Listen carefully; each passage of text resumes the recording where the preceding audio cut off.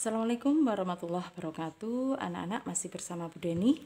Kita akan melanjutkan pembahasan kimia tentang reaksi pembatas.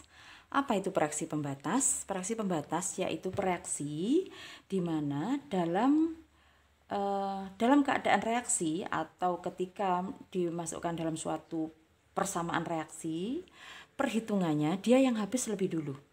Jadi reaksi ini ketika bereaksi dia habis lebih dulu, sehingga dia menghalangi reaksi lain untuk melanjutkan reaksi. Itu disebut dengan reaksi pembatas. Nah, apa ciri reaksi pembatas ini? Biasanya reaksi pembatas ini diperoleh dengan cara kita membandingkan jumlah mol dengan koefisiennya.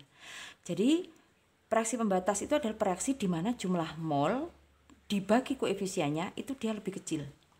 Jadi kalau jumlah mol dibagi koefisien itu dia lebih kecil, dia adalah reaksi pembatas. Kita coba ya dengan soal.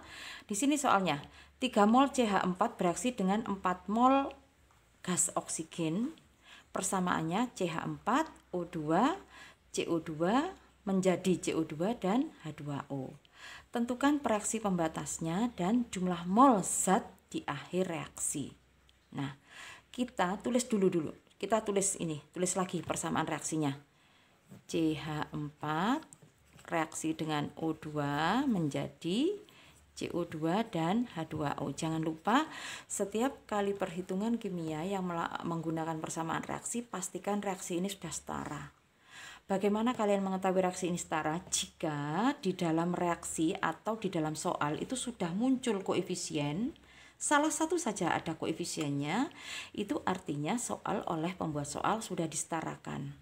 Tapi kalau ini belum ada koefisien, jadi harus dicek dulu. Kita lihat sambil mereview kembali tentang penyetaraan reaksi dalam persamaan reaksi ya.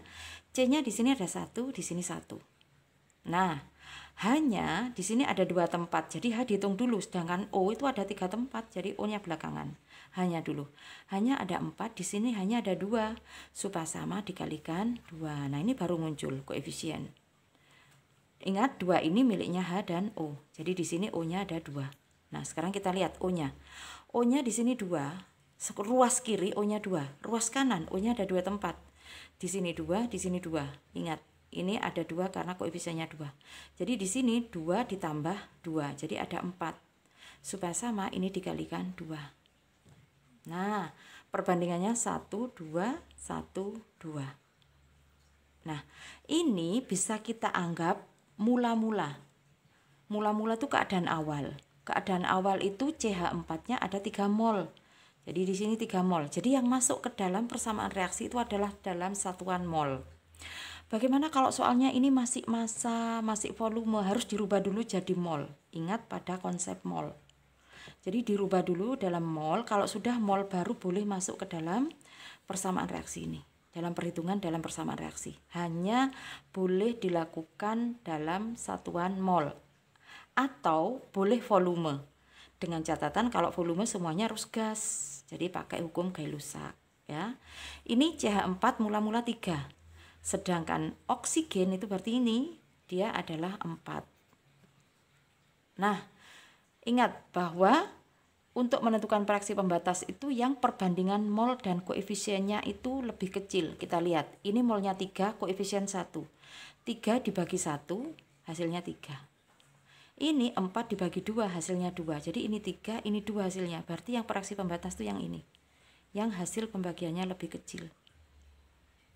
Artinya apa? Berarti di sini oksigen ini habis lebih dulu. Ya. Jadi habis lebih dulu. Kalau habis berarti habis berapa dia? Habisnya adalah 4. Karena dia habis berarti keseluruhannya habis. Terpakai semua. Jadi saat bereaksi ini habis 4. Perbandingan koefisien ini dipakai ketika bereaksi.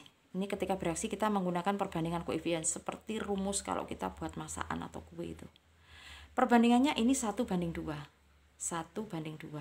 Nah, logikanya kalau 2 itu butuhnya 4. Berarti kalau 1 berapa? Kan ini separuhnya. Berarti separuhnya dari ini berapa? Berarti ini 2. Seperti itu. Nah, sekarang kita hitung. Reaksi itu semakin lama semakin habis. Jadi ini dikurangi, ini habis. Ini berapa? Ini masih sisa 1. 1 apa? Ingat, ini adalah 1 mol. Nah, ketika bereaksi, ini perbandingan koefisien kan digunakan. Maka ini 1, 2, kalau 1, 2, kalau koefisiennya 1, jumlah molnya 2, kalau koefisiennya 2, jumlah molnya 4. Nah, ini 1, berarti berapa di sini? Berarti 2. Ini koefisiennya ada 2. Kalau 1, koefisien 1 itu jumlahnya 2, kalau koefisiennya 2, berarti ini adalah 4. Nah, sekarang kita lihat mula-mula, kalau hasil mula-mula kan belum ada. Jadi kalau bereaksi itu semakin lama semakin habis. Kalau hasil itu semakin lama semakin banyak. Jadi ini dijumlah. Kalau mula-mula tidak ada berarti 0, ditambahkan ini berarti 2, ini adalah 4. Berarti ketika akhir reaksi, ini akhir reaksi, terdapat apa saja? Ada sisa CH4 1 mol, hasil CO2-nya 2 mol, dan H2O-nya 4 mol. Ini semuanya satuannya mol. Satuan ini bisa dirubah, mol kan bisa dirubah menjadi massa, bisa volume, bisa jumlah partikel. Nah, ini ya cara menentukan reaksi pembatas. Nah, ini reaksi pembatasnya. Ini yang menjadi reaksi pembatas, yaitu yang habis. Jadi di sini 0 dia habis. Demikian anak-anak pembahasan tentang reaksi pembatas, bisa dipahami ya. Mudah-mudahan. Sampai di sini. Assalamualaikum warahmatullahi wabarakatuh.